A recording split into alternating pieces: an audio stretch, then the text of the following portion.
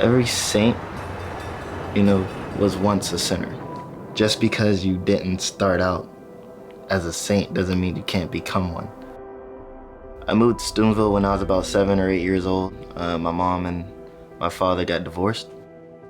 Steubenville changed me as I grew up.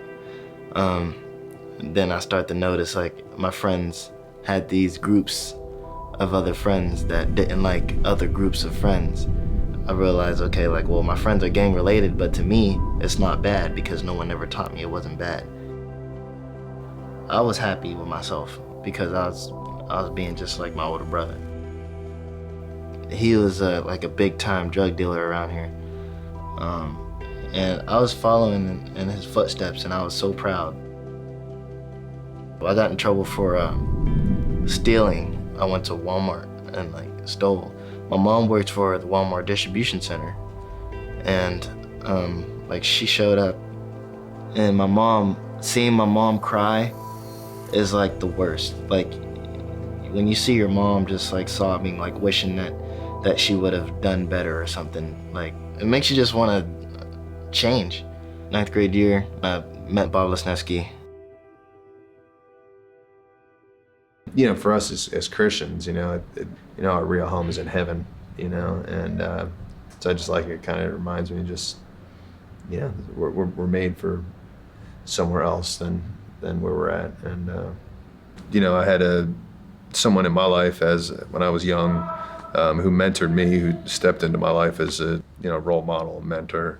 And, he did a good job of leading me to Christ, and it was always something that, man, if I could infect someone like that, that would be just so awesome.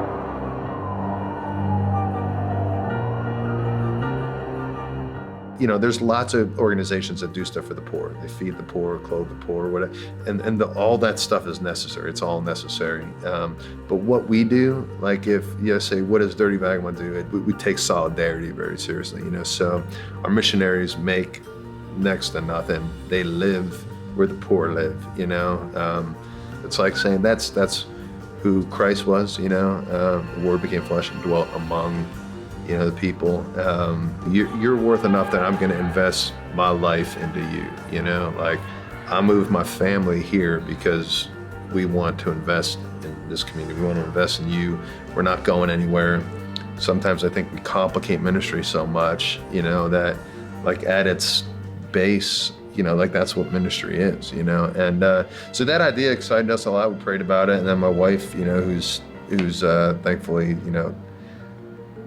as crazy as I am, she just said, yeah, let's go for it. And we have the desire, and if it's what God's, putting on our heart, then we need to, tell them that we're all in.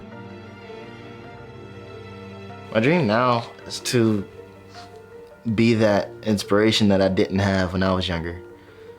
So no matter where I'm at, I know there's going to be teens out there that can relate to being lost, being empty. I want to be able to inspire those teens and motivate them through my music. Cool.